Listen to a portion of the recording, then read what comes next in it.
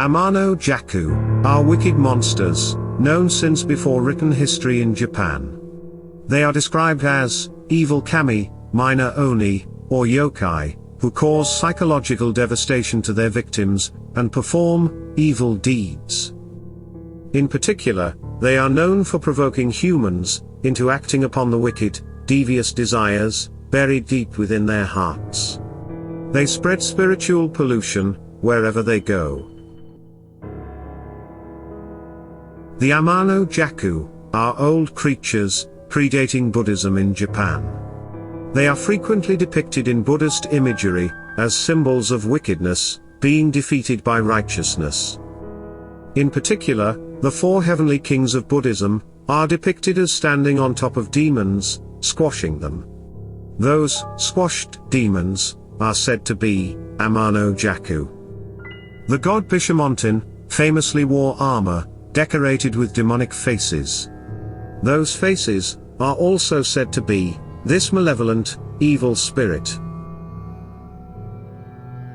Amanojaku originate in ancient mythology, though their true origins are a mystery. They appear to have developed out of ancient myths of evil Shinto deities. Amanojaku, Amanosagyum, and Amanojaku all share aspects of this spirit's undermining nature. It is widely believed that Amanojaku originated from one, or even all of them. It is said that a great mythological Japanese deity, named Susanoo, expelled from his body a large and ferocious bundle of energy. Energy that swirled and molded, looped and shaped, into a ghastly creation. Amanojaku. With the figure of a human being, but the head of a monster. Amanojaku has a prominent nose, long ears, and fangs. Amanojaku was spiteful, jealous, petty, and would frequently fly into a violent rage over the smallest of grievances. In one such famous account of Amanojaku, in a fit of violent rampage, she turned against her fellow gods and deities, throwing them thousands of miles away, and destroying the weapons of entire battalions, breaking swords into pieces with her fangs. Amanosagyum and Amanjaku had origin stories that were interlocked. Amanosagyum was a vassal kami to Amanjaku. A vassal is a person in a subordinate position to another. And thus, the two were forever entwined. Amanjaku was frequently absent from the heavens, and so was always being hunted. One day, a deity named Takami Muji sent a pheasant as an observer and messenger to spy on Amanjaku.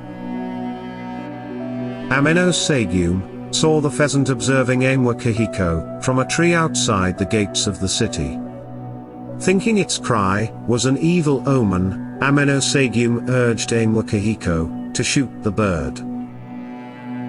Amanjaku shot the pheasant with an arrow he had received from the heavenly kami, Amatsukami. The arrow continued to climb to heaven, where it was found by Takami Musubi, in the plane of high heaven.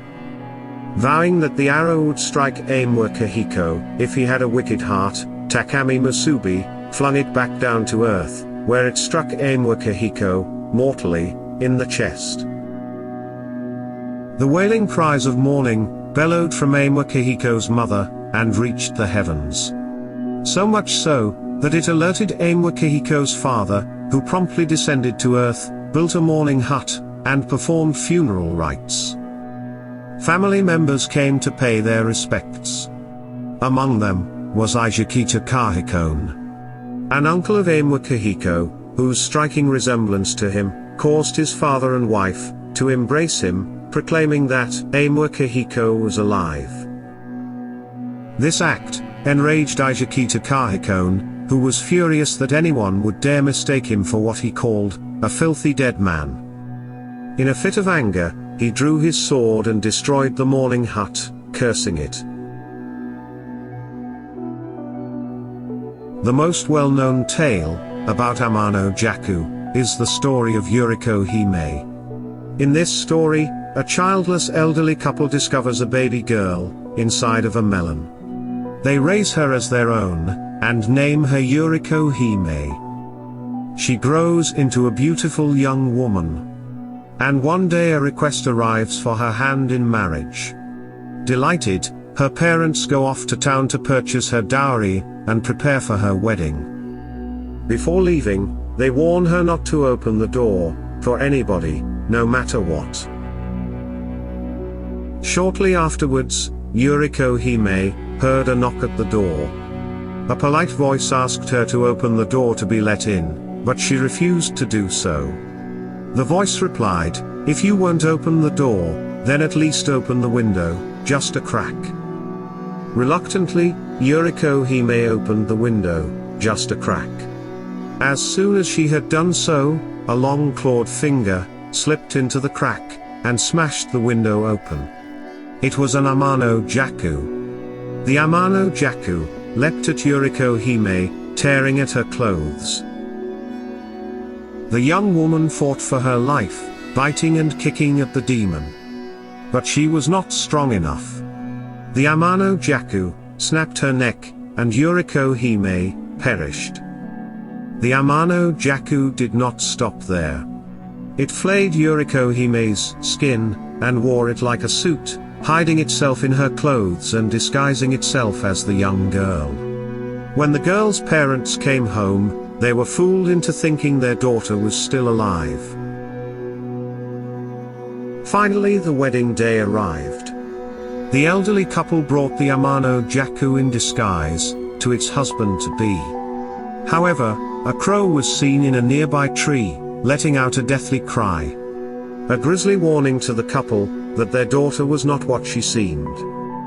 The wedding party guests grabbed the bride tight and held her down. They washed her body until the flayed skin wilted and dropped away, and the Amanojaku was revealed. The Amanojaku ran for its life. But the entire wedding party chased after it. More and more people joined them, until a whole host of villagers chased the demon through the village. Finally, the townspeople were able to corner the Amanojaku, and beat it with sticks, pummel it with stones, and any kind of implement at hand. Together, they beat the demon into a bloody mess, and sent it back to hell. And that wraps up today's video. Thanks for watching, and I hope you enjoyed it. Please be sure to like this video, and don't forget, click on the notification bell, so you don't miss new videos when they are uploaded. And if you wanted, you could even buy me a coffee on Patreon. Until next time, goodbye.